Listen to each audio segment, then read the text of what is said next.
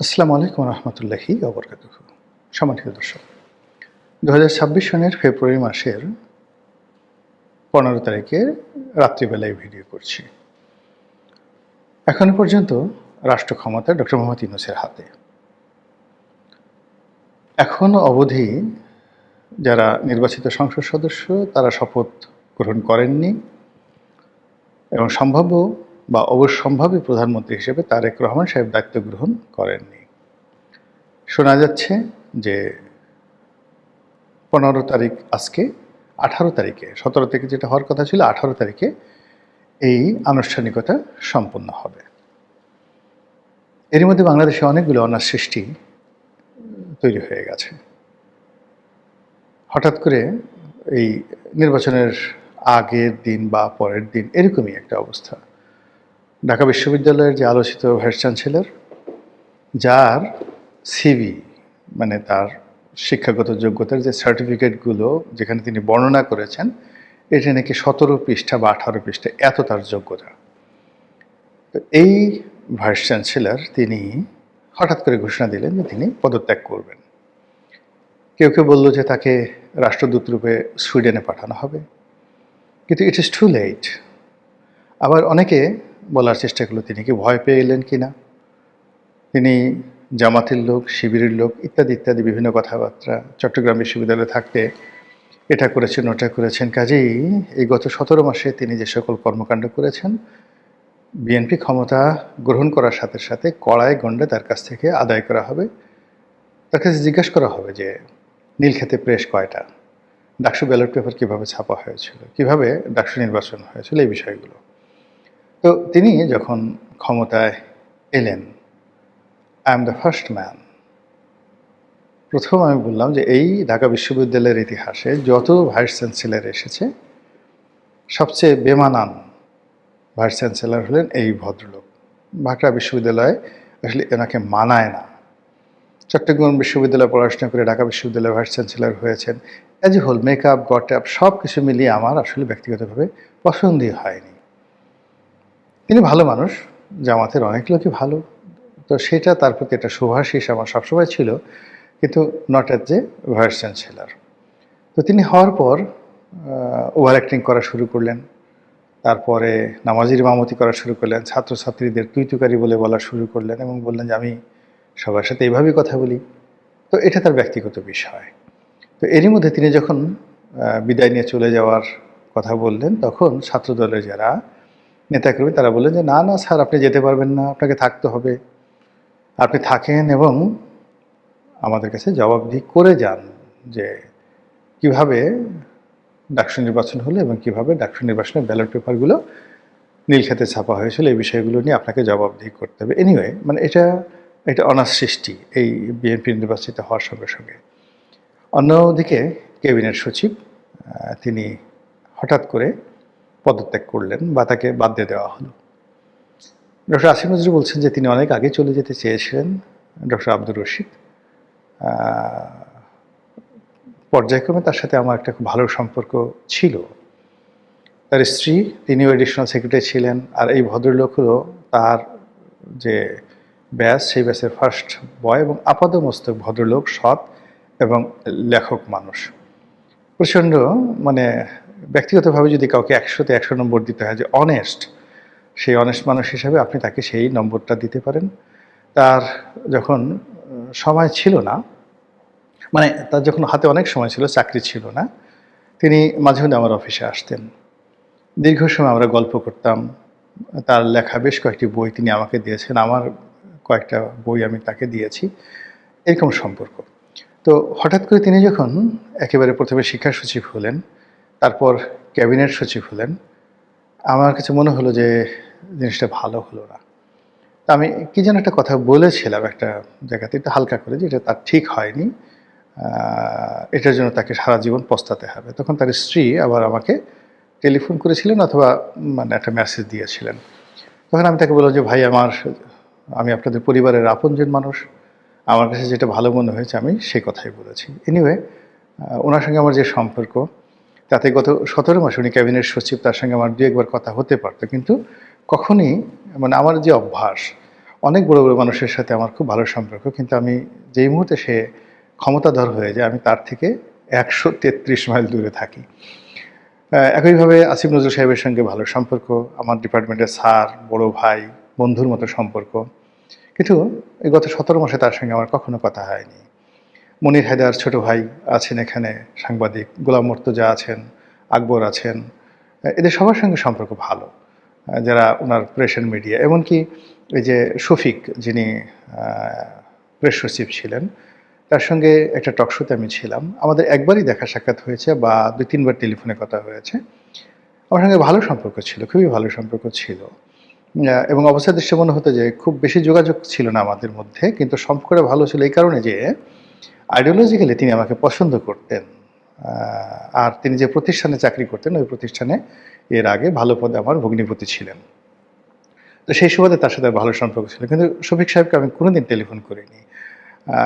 Doctor ইউনূসের ক্ষেত্রেও সেই একই কথা প্রযোজ্য। অন্যান্য যারা আছেন, রেজওয়ানা হাসান আছেন আমাদের ডিপার্টমেন্টেরই বোন, সতীর্থ, কিন্তু ক্ষমতায় যাওয়ার পর আমার কাছে শরম করে এদের কারোর সাথে। আবার এখন বিএনপিতে যারা ধরেন মন্ত্রী হবেন, এমপি হয়েছেন, প্রধানমন্ত্রী হবেন তারেক রহমান সাহেব, তাদের সবার সাথে দীর্ঘদিন একটা ওইরকম সম্পর্ক, খুবই ভালো সম্পর্ক। কিন্তু নিশ্চিত তারাও থাকতে পারেন, আমিও থাকতে পারেন, তাদের ছায়া যেখানে আছে সেখানে গোলাম মোল্লা রনি কখনোই ইনশাল্লাহ যাবে না।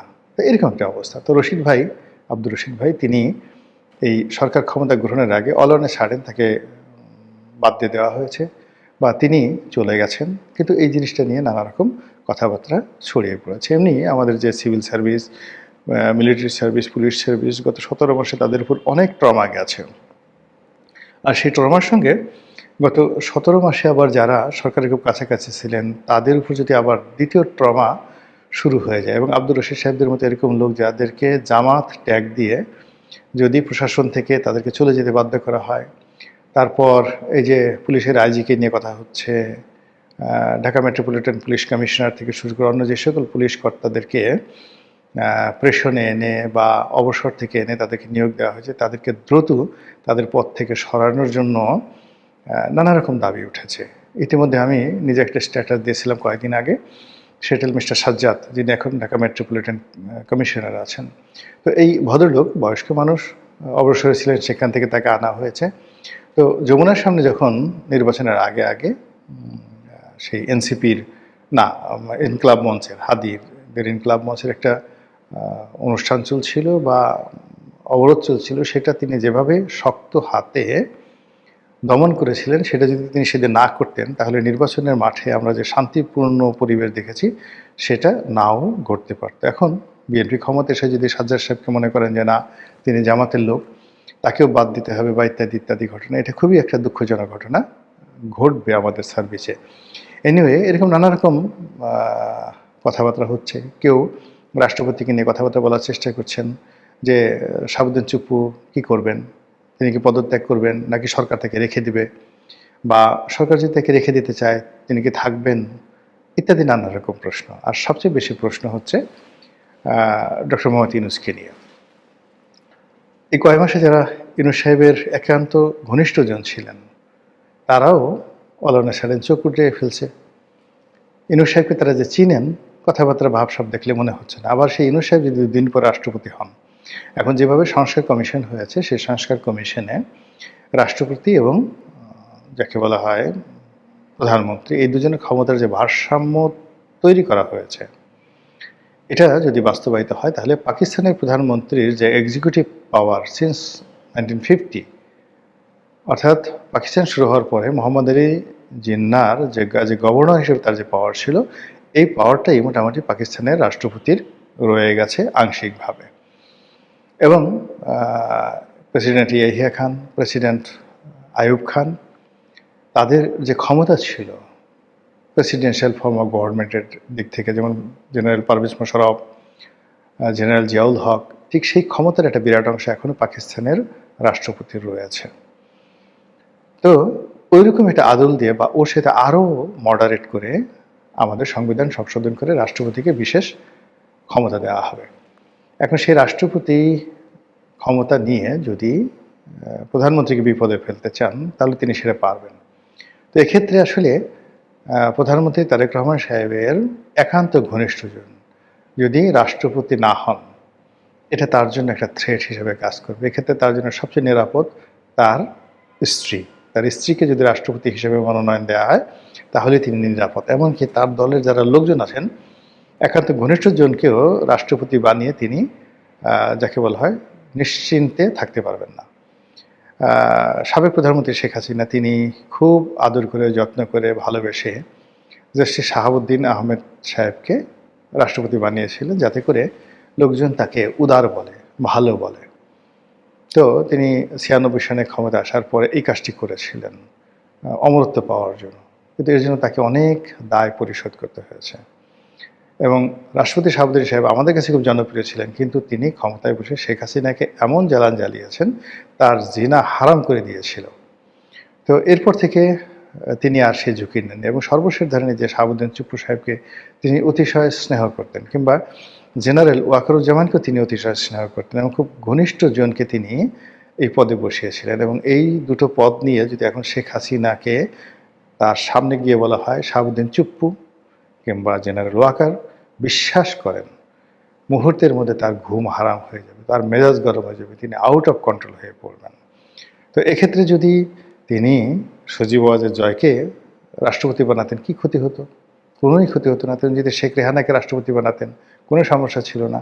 তো এখন এই যে বাংলাদেশে যে পর্যায়ে সংস্কার হতে যাচ্ছে, যে পর্যায়ে সব কিছু উচ্চকক্ষ হতে যাচ্ছে, নিম্নকক্ষ হতে যাচ্ছে, তো এই ব্যাপক সংস্কারের মধ্যে যদি তারেক রহমান সাহেবের হাত পা বাঁধা থাকে, উচ্চকক্ষের সঙ্গে হাত পা বাঁধা থাকে, পার্লামেন্টে হাত পা বাঁধা থাকে, সংবিধানে হাত পা বাঁধা থাকে, বঙ্গভবনের সঙ্গে, তিনি আসলে কিছুই করতে পারবেন না। আনাকুম জানাকুম এইভাবে করে নিধিরাম সর্দার হয়ে দেশটাকে আরও খারাপ অবস্থার দিকে ঠেলে দিয়ে তাকে পত্রপাঠ জেলে যেতে হবে, পত্রপাঠ ক্ষমতা হারাতে হবে। তো এই জায়গাটাতে তিনি কতটা স্যাক্রিফাইস করবেন, কতটা উদারতা দেখাবেন বা কতটা কমিটমেন্ট তিনি রক্ষা করবেন, সেটা তার ব্যক্তিগত বিষয়। কিন্তু তার সঙ্গে যখন ডক্টর মোহাম্মদ ইউনূসের লন্ডনে বৈঠক হয়েছিল, তখন এই কথা সর্বমহলে ছড়িয়ে পড়েছিল যে সম্ভবত ডক্টর মোহাম্মদ ইউনূসের সঙ্গে তার একটা চুক্তি হয়েছে, তিনি তাকে রাষ্ট্রপতি হিসেবে বসাবেন। এবং বিএনপির অনেক লোক বিগত দিনে বলেছে যে না, ঠিক আছে, আমরা তাকে রেখে দেবো, তার ইন্টারন্যাশনাল যে পরিচিতি রয়েছে সেটাকে আমরা কাজে লাগাবো, মুরব্বী মানুষ সাথে থাকবেন, ইত্যাদি ইত্যাদি অনেক বিষয়। কিন্তু এখন এই সময়টিতে যখন বিএনপি জিতে গেছে, এখন তারা কি করবে? ডক্টর মোহাম্মদ ইউনূসকে রাষ্ট্রপতি বানাবে? কিন্তু ইতিমধ্যে ইউনূস বিরোধী যারা লোকজন রয়েছেন তারা বলার চেষ্টা করছেন যে এই বেটাকে ছাড়া যাবে না, এই কাজ করেছে, ওই কাজ করেছে, তাকে আবার জেলে নিতে হবে, তার বিরুদ্ধে বিচার করতে হবে। এবং আপনি অচিরেই দেখবেন যে বিরাট বিরাট গ্রুপ তার বিরুদ্ধে রাজপথে নেমে গেছে, মিছিল করছে, মিটিং করছে, শহীদ মিনারে অনশন করছে। মানে ডক্টর মোহাম্মদ ইউনূসের বিদেশে যাওয়া যাবে না।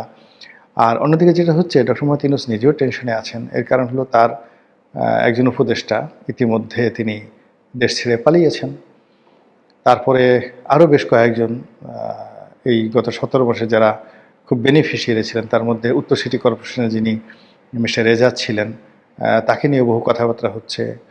তারপরে তার আমাদের বেশ কয়েকজন উপদেষ্টা, বিশেষ সহকারী, তাদের আর্থিক দুর্নীতি এবং তাদের ডুয়েল গেম, তারা সেনাপ্রধানের সাথে যোগাযোগ রেখেছে, তারেক রহমান সাহেবের সাথে যোগাযোগ রেখেছে, ইউনূস সাহেবকে বিভ্রান্ত করেছে, এমনকি শেখ হাসিনার সাথেও যোগাযোগ রেখেছে। এরকম বেশ কয়েকজন উপদেষ্টা সম্পর্কে নানা রকম তথ্য রয়েছে। এবং এই উপদেষ্টাগুলো এখন আবার আওয়ামী লীগ বাদ দিয়ে বিএনপির সঙ্গে বা বিএনপি ক্যাবিনেটে ঢোকার জন্য তারা নানা রকম চেষ্টা তদবির করে যাচ্ছে, এবং এটা অনেকজনের নাম ডাইরেক্ট চলে আসছে। এবং এই লোকগুলো যদি বিএনপির সঙ্গে মিশে যেতে পারে, সেটা একজন হোক, দুজন হোক, তিনজন হোক, যে কোনো ফর্মে হোক, তারা প্রথম কাজ তারা করবে সেটা হলো ডক্টর মোহাম্মদ ইউনূসের সর্বনাশ করবে।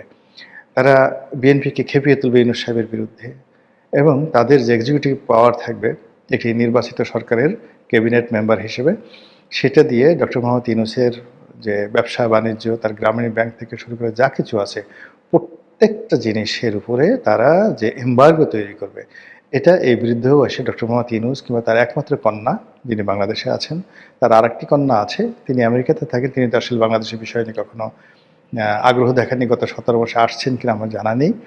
কিন্তু তার যে কন্যা আছেন তিনি একেবারে সাধারণ, অর্ডিনারি। এই সমস্ত ব্যাপারে বাবার যে নেম ফেম বা বাবার যে এত টাকা পয়সা, বাবার যে এত কিছু, এগুলো নিয়ে তার কন্যার তো মাথা ব্যথা নেই, সে তার মতো জীবনযাপন করছে। তো যখনই এই যে ইউনূস সাহেবের এই রাজনৈতিক প্রতিপক্ষ এই সময়টিতে তারা যখন ইউনূস সাহেবের বিরুদ্ধে নামবেন, তখন ডক্টর মোহাম্মদ ইউনূস তো বটেই, তার সঙ্গে সঙ্গে তার প্রিয়জন যারা যারা আছেন, যেমন স্বাস্থ্য উপদেষ্টা ছিলেন সেই গ্রামীণ ব্যাংকের যে ভদ্রমহিলা, ডক্টর ইউনূসের সাথে তার দীর্ঘদিনের ভালো সম্পর্ক। তারপরে লামিয়া মোর্শেদ আছেন, তারপরে তার কন্যা আছেন, যারা খুব আপনজন। অন্যদিকে মিডিয়াতে বেশ কিছু লোকজন ডক্টর মোহাম্মদ ইউনূসের আপনজন হিসেবে বিভিন্ন দূতাবাসে প্রেস মিনিস্টার রূপে তারা নিয়োগ লাভ করেছেন। এদের সবার জীবন কিন্তু এই সেই লোকগুলো হারাম করে দেবে যারা এই ডক্টর মোহাম্মদ ইউনূসের এই সময়টাতে মধুমেওয়া লুণ্ঠন করেছে, দুর্নীতির সাথে জড়িত হয়েছে এবং 2 হাতে টাকা কামিয়েছে। এই লোকগুলো এই টাকাগুলো ডক্টর মোহাম্মদ ইউনূসের বিরুদ্ধে ব্যবহার করে নিজেদের পেট বাঁচানোর জন্য। ঠিক সেই একটা সমীকরণে ডক্টর মোহাম্মদ ইউনূস কি দেশে থাকবেন নাকি দেশের বাইরে চলে যাবেন? তাকে কি দেশে থাকতে দেওয়া হবে না দেশের বাইরে চলে যেতে দেওয়া হবে? তিনি কি তার পূর্বসূরি মঈনুদ্দিন ফখরুদ্দিনের মতো নিরাপদে বিদেশে গিয়ে থাকতে পারবে, নাকি বাংলাদেশে অন্যান্য যে সকল ক্ষমতাচ্যুত লোকজন রয়েছেন তাদের যে দুর্ভোগ দুর্দশা হয় সেগুলো তাকে তাড়া করবে? সময় বলে দেবে। আসসালামু আলাইকুম রহমতুল্লাহি ওয়া বারাকাতুহু।